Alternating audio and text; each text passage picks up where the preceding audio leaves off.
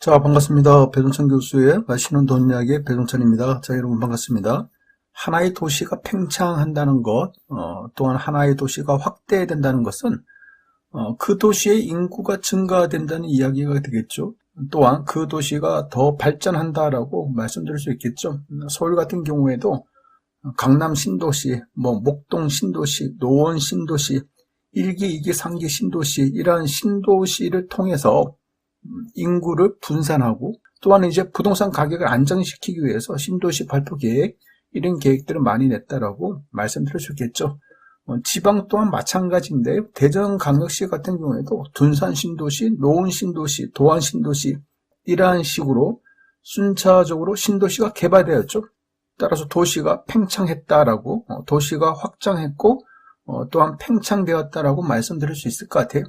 신도시의 기능은 긍정적인 부분도 있죠. 분명히 인구가 분산되고 국토 개발이 이루어지는 이런 부분도 있겠지만은 또한 부정적인 부분도 있다는 겁니다. 여기서 말하는 신도시의 부정적인 부분은 신도시가 조성된다라고 한다면 일단 그 일대의 토지 가격이 급등하겠죠. 또한 신도시가 입주하는 시점이 된다면 몇만 가구가 동시에 입주를 하게 된다면 그 인근에 기준 아파트의 매매나 전세 가격이 일시적으로 떨어질 가능성이 많다라고 말씀드릴 수 있겠죠. 또한 신도시가 입주하는 시점에서 보통 한 3년, 4년 정도 지나면 또다시 전세금과 집값이 올라가는 이러한 집값의 급등락 현상이 일어난다는 거예요.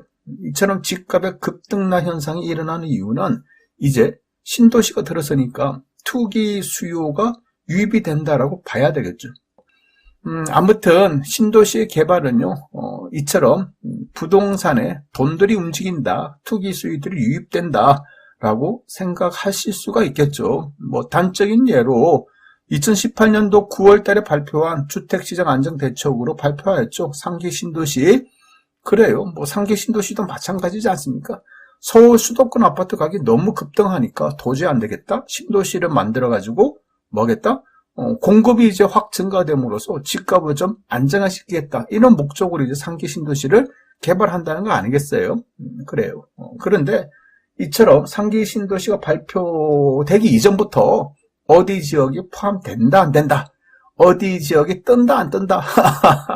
그래요. 이처럼 상계 신도시가 개발된다. 이러한 이슈를 가지고 부동산 가격, 토지 가격들은 이처럼 꿈틀꿈틀 그린다라고 말씀드릴 수가 있다는 겁니다. 그런데 시간이 지나 보니까 2021년 3월 달에 난리 났지 않습니까? 2021년 3월 달 LH 직원들 광명시연 신도시 발표 전에 이미 토지를 100억 원어치 사들였다.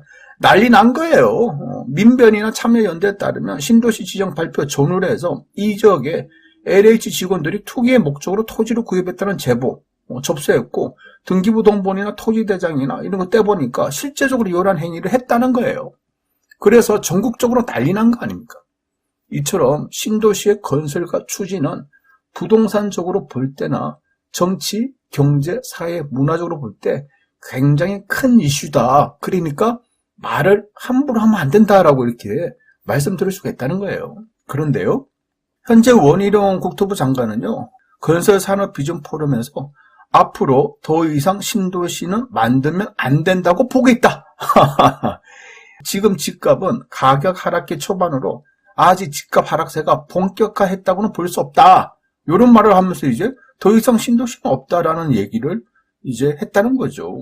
이는 기존 신도시 정비 사업에 집중하겠다라는 이런 의미로 볼 수 있겠죠. 그런데 이 말을 그냥 곧대로 믿는 것보다는 앞으로 신도시 개발을 안 할 테니까 신도시와 관련된 투기도 없고 집값도 이제 안정될 것이다. 이러한 취지로 이제 얘기를 했겠죠. 따라서 1기 신도시 재건축이 현재 정부의 주 목적이다. 이러한 뉘앙스지 않겠습니까? 그러면 이제 또 사람들은 어떻게 또 이해가 되나요? 이제 1기 신도시 재건축 특별법을 풀어서 1기 신도시 용적률을 확 풀어준대. 그러면 1기 신도시 아파트 가격 뜨겠네 라고 생각을 하는 거예요. 일반적으로 본다면. 그런데 이제 더 이상 신도시는 없다. 기존 신도시 정비 사업에 집중하겠다. 이 말 뜻은 좋은데 이러한 말을 하게 된 동기까지 한번 살펴보면 1기 신도시 정비사업은 속도 조절이 필요하다. 그러니까 속내는 속도 조절이 필요하다는 거예요. 속내는. 현 정부 내 첫 삽은 뜰 수 없지만 연필은 들겠다. 그래요.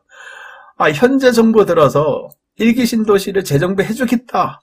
한다라고 했는데 첫 삽은 뜰 수 없다. 연필은 들겠다. 그러니 더 이상 신도시는 없다. 1기 신도시 우리가 집중하겠다. 이런 뉘앙스로 느껴진다는 거죠.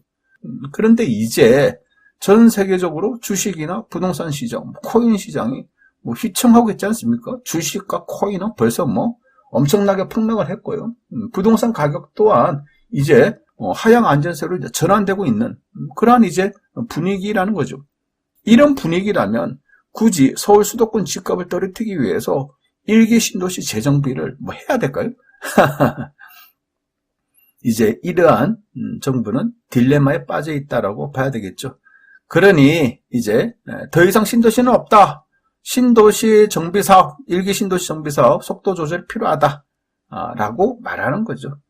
현 정부의 첫삽 이야기가 나온다라고 봐야 되겠죠. 그리고 이러한 것을 달래주기 위해서 더 이상 신도시는 없다. 이러한 단어가 튀어나왔다라고 말씀드릴 수 있겠죠. 지금 같은 분위기라면 신도시를 지으면 안 되죠. 그렇지 않습니까? 신도시를 지으면 공급이 또 확 증가되는데 그러면 집값이 떨어진다라고 또 말씀드릴 수도 있겠죠.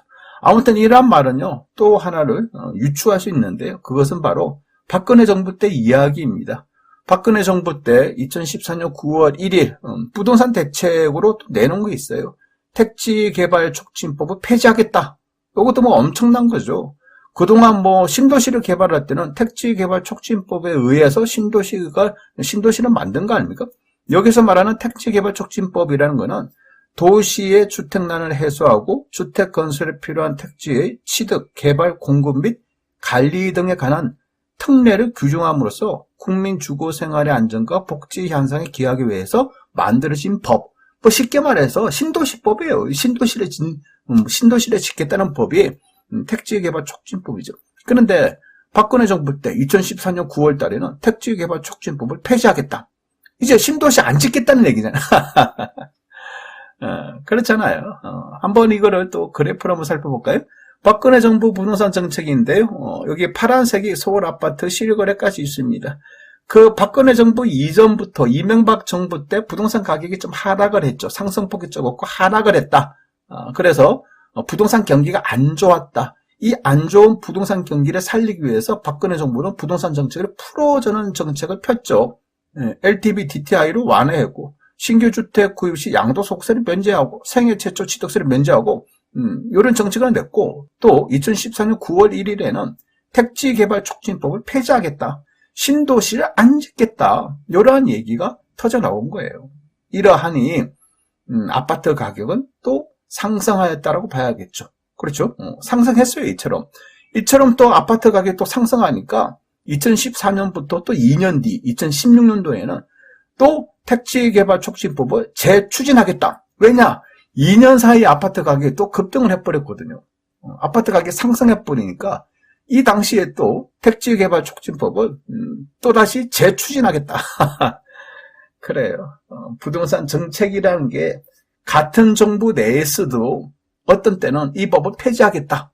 그리고 또 집값이 좀만 오르면 이제 또 재추진하겠다. 요래요. 그러니까 정부 자체도 지난 정부, 현재 정부 할 거 없이 과거 정부도 오락가락 했다는 거예요. 오락가락. 시장의 분위기에 따라서 오락가락 했다.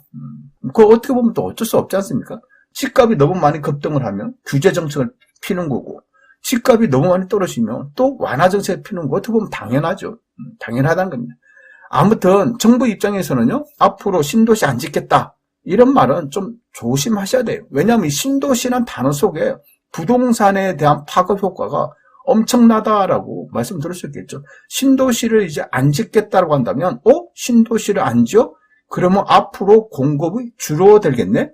앞으로 공급이 줄어들면 1년, 2년 이 고비를 넘기면 이제 사야겠네? 요렇게 생각을 할 수도 있다는 거예요. 그래서 정부가 생각하고 있는 이러한 법, 이러한 이야기들의 말의 맥락과 실제 부동산 가격은 전혀 다르게 움직일 수도 있다. 따라서 앞으로 신도시를 안 짓겠다. 더 이상 신도시는 없다. 이러한 말은 굉장히 부동산 시장에 위험한 말이다라고 이렇게 말씀드릴 수가 있다는 겁니다. 여러분 생각은 어떠하신가요? 이상까지 배종찬 교수의 맛있는 돈 이야기였습니다. 감사합니다.